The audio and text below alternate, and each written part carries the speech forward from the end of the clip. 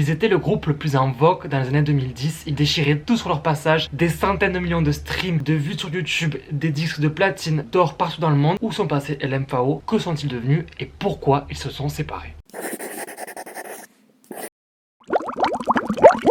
Salut les gars, bienvenue dans une nouvelle vidéo. Alors aujourd'hui, comme vous l'avez vu, on va parler du groupe LMFAO, le groupe phare des années 2010. Si vous ne connaissez pas LMFAO, LMFAO c'est ça. I'm sexy and I know it.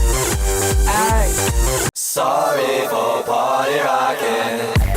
Party rockers in the house tonight. Bon, j'espère que vous connaissez parce que bon, dans les années 2010 là, I'm sexy and I know it, on l'a tous vu ce clip, c'est genre The Bob de l'époque. Du coup, aujourd'hui on va parler de leur parcours, mais aussi que s'est-il passé, pourquoi aujourd'hui on n'entend plus parler d'eux alors qu'ils étaient vraiment le groupe qui était là à l'époque. Donc le savant, avant de commencer, n'hésite pas à lâcher un petit pouce bleu, à t'abonner, à mettre en commentaire une star que tu veux qu'on fasse pour la semaine prochaine. D'ailleurs, il n'y a pas eu de vidéo mercredi, je suis désolé, mais j'ai eu un problème de plomberie. Donc voilà, bref, sur ce, on y va. Vamos. Avant de commencer, pour les personnes qui ne sont pas forcément intéressées par leur parcours mais par le T, je mettrai dans la barre YouTube, là, dans le capteur, il y aura écrit genre les chapitres, comme ça si vous n'êtes pas intéressé par toute leur vie, vous pourrez directement passer à la fin pour savoir c'est quoi le T, parce que bien sûr qu'en soi c'est chronologique. Bref, le groupe LMFAO est constitué de Red Foo et de Sky Blue. Alors Red Foo, de son vrai nom Stefan Kendall Gordy, et Sky Blue de son vrai nom Skyler Austin Gordy, sont demi-oncle et demi-neveu. Alors j'étais en mode what the fuck, qu'est-ce que ça veut dire être demi-oncle et demi-neveu? En gros, d'après ChatGPT, un demi-oncle est généralement le frère d'un des parents d'une personne, mais pas du parent lui-même. Par exemple, le frère de votre père ou de votre mère serait votre demi-oncle. De même, un demi-neveu est le fils du demi-frère ou de la demi-sœur d'une personne. En gros, pour la faire courte, parce que là c'est hyper compliqué à comprendre, Red Foo, donc c'est le fils de Berry Gordy Jr. et de Nancy Leiveska, et Sky Blue est le petit-fils de Berry Gordy et de Thelma Coleman. En gros, Berry il s'est remarié. Ses parents à Sky Blue sont Berry Gordy 4, ça c'est vraiment un truc américain de mettre genre le même prénom que le père et mettre Junior ou 1, 2, 3, 4 et de Valérie Robesson. Le groupe a été créé en 2006, mais d'abord on va voir la vie de chacun avant le groupe. Donc Stéphane, bon on va l'appeler Red Foo, est né le 3 septembre 1975 à LA, à Los Angeles, et il a donc aujourd'hui 48 ans. Dès son plus jeune âge en fait, il a eu un petit orteil, même un pied, je pense même le corps entier dans la musique. Il faut savoir que son père a créé le label Motown. C'est un label de musique qui fait partie d'une branche d'Universal Music Group. Universal Music, pour ceux qui savent pas, c'est vraiment genre the place to be quand tu fais de la musique. Il y a Sony Music, Warner Music et Universal, je pense que c'est les trois gros labels. Son père avait créé un label à l'intérieur et son label comptait pas moins que les Jackson 5, Michael Jackson ou encore Stevie Wonder. Donc déjà son père il avait les contacts, il avait la puissance aussi parce que quand t'as signé Michael Jackson, voilà, et il avait en fait tout. Donc déjà en fait si on compare avec des stars que j'ai fait comme par exemple Tokisha, Karol G, il est pas parti de zéro, il avait déjà alors, le pied dedans. C'est pas négatif hein, mais il avait déjà de l'aide. En 1995 il gradue à son école à secondaire, enfin il a son bac quoi, en gros, et en 1997 il commence à écrire ses premières musiques et à les produire. Il travaille avec d'autres artistes aussi et il forme un groupe de hip-hop avec Dre Coon, avec lequel il sort un album qui s'appelle Balance Beam pardon. Donc je mettrai quelques extraits là, mais je crois que quand j'ai fait mes recherches j'ai pas trouvé cet album. Et en fait il se sépara ensuite de Dre Coon. On n'a pas de pourquoi. Après c'était en 1997 donc ça n'existait pas trop la presse People. Et la presse People elle existait pour les People, pas pour Red Foo à l'époque. Et il commencera à travailler comme day trader, donc en gros il fera de la finance. Ensuite il continuera à quand même à bosser sur la musique. Il fera notamment, il apparaîtra dans l'album de Defari sur la musique Focused Daily ou encore dans la musique I Gotta Know de Tech-9 dans lequel il prêtera sa voix. Ensuite Sky Blue, alors Sky Blue j'ai trouvé très peu, mais vraiment très peu d'infos sur sa vie avant LMFAO. Ça pour dire que du coup Sky Blue j'ai très peu d'infos, mais le peu d'infos que j'ai c'est qu'il est né le 26 août 1986 à LA. Il a actuellement 37 ans, donc il est le demi-neveu et son grand-père du coup c'est le même que le père de Red Foo. Comment le groupe s'est créé, ce qu'on va voir actuellement.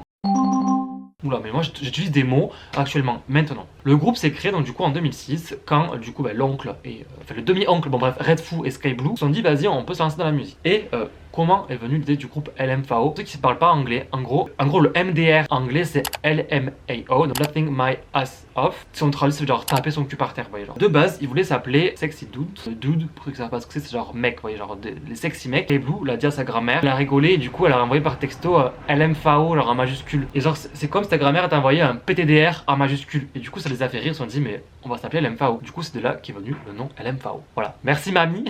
Bon, dans les articles, dans la recherche que j'ai fait sur la presse et tout, les infos, ils disent pas que Berry les a aidés. Je pense que moi si j'avais des petits enfants, même des enfants, et que j'étais dans le cas de Berry, je les aiderais, je ferais tout pour que ça perce, que ça marche. Donc je pense qu'ils ont dû avoir de l'aide. Voilà. Après il n'y a pas de mal, comme je dis, avoir de l'aide quand t'as de la chance, comme par exemple Violetta Fentini, que j'avais fait une vidéo sur elle, la première vidéo de ce style.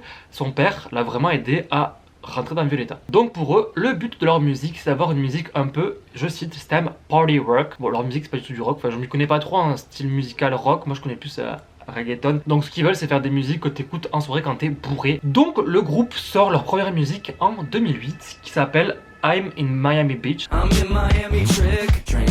Donc ça veut dire je suis à Miami. En fait c'est genre ils ont voulu faire la petite blague à mode beach, genre la plage, et beach la pute. Vous voyez. Bon voilà, bref, du coup, I'm in Miami Beach, genre ouais, je suis à Miami, mais qui est un son électro hip-hop. Le single passe à la radio et oui, parce qu'à l'époque, on n'avait pas Spotify, ni TikTok, ni Instagram pour nous faire des musiques. Vous pouvez passer ta musique soit sur YouTube, soit à la radio, soit en CD, soit à la télé. Voilà, des 17 qui se rappellent, on découvrait des musiques comme ça. La musique sera un premier hit quand même, parce que ben, en fait, je trouve ça hyper malin ce qu'ils ont fait, parce qu'ils ont mis une ville et en fait, ils ont fait une musique avec. Les gens de la ville vont l'écouter, comme par exemple Bruxelles je t'aime de Angèle. Elle a grave marché cette musique parce que ben, ça parle de Bruxelles. Empire State of Mind, New York. Pareil, tu vas à New York, tu vas l'écouter. Tu vas à LA, tu mets Party in the USA. Vous voyez, c'est grave marketing en fait. Donc la musique sera tellement un bop que je vous mettrai ici du coup tous les classements qu'ils ont eu. Ils sont quand même arrivés dans le Billboard 200, c'est ça? 100.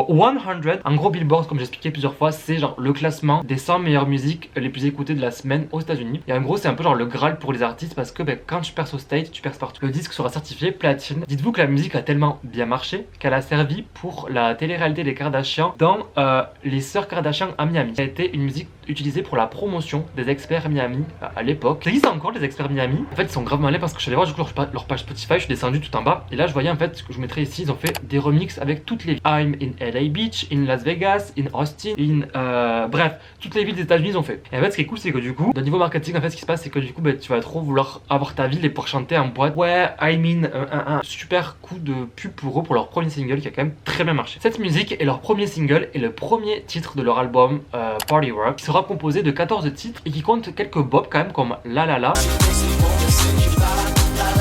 Yes, yes, the party's rocking, yes, le fameux Shot.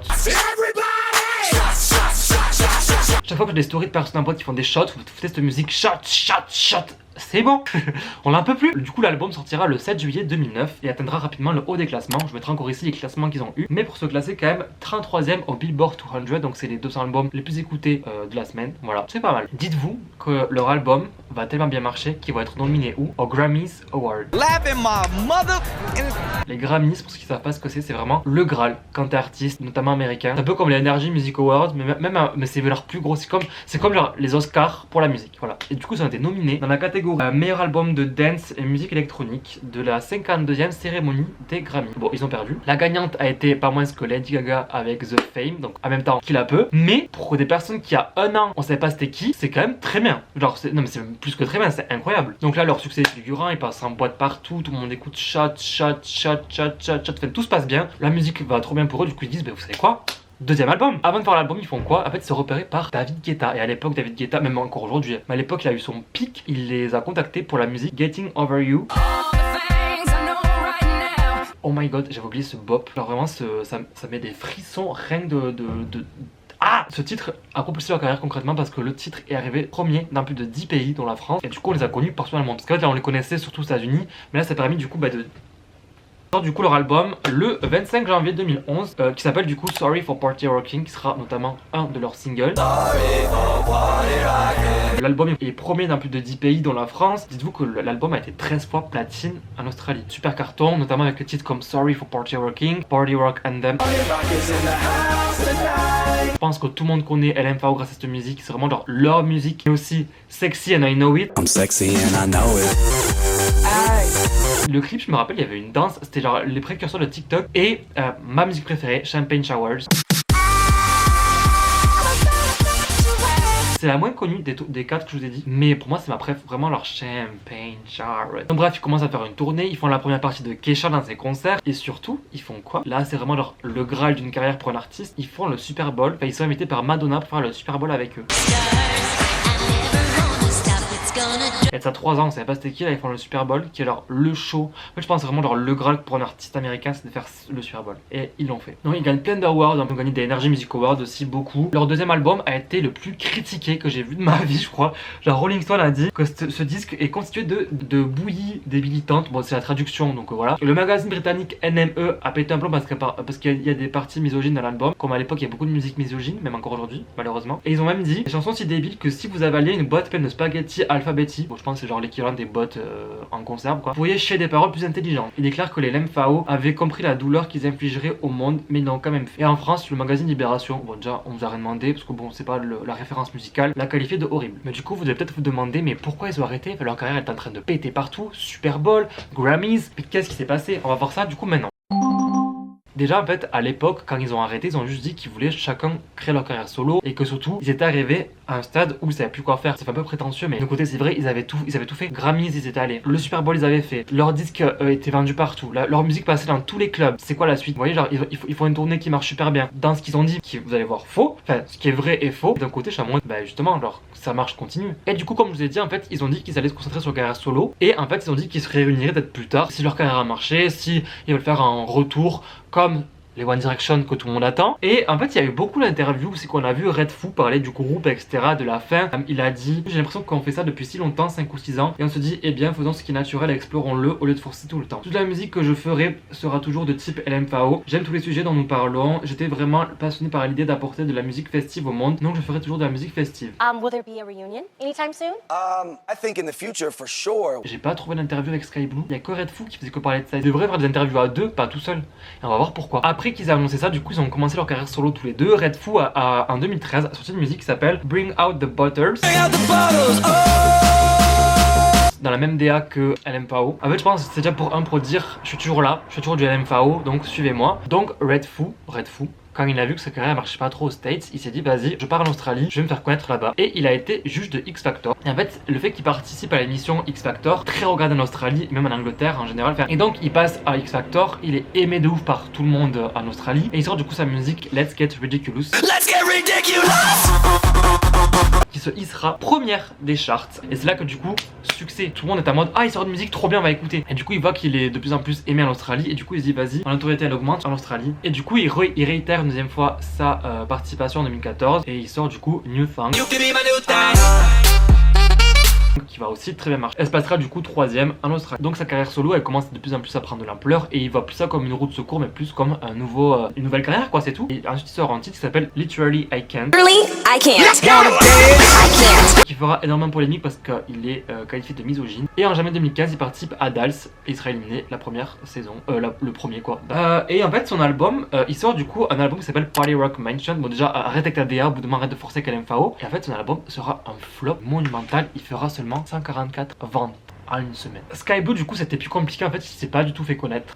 Il s'est renommé, alors j'ai vu plein de noms différents. Il s'appelait 8KY donc Sky et Blue 6L 8KY, mais surtout en fait sa carrière solo elle a pas du tout marché. Il a fait un album qui s'appelle Rebel Music. Quand tu marques 8K sur Spotify tu ne trouves rien. Par contre quand tu écris Sky Blue il y a des musiques, notamment elle a fait une musique en 2023. Je trouve ça très drôle parce qu'il y a écrit with Sky Blue des LMFAO genre, enfin off LMFAO genre. C'est comme si je sais pas demain Black M faisait un titre, il disait Black M des sections d'assaut, vous voyez, ben, on s'en fout. Donc bref, et du coup sa musique a pas forcément marché, ça s'appelle Feel Alive. Sa musique la plus stream sur YouTube s'appelle Salud qui est sortie en 2013.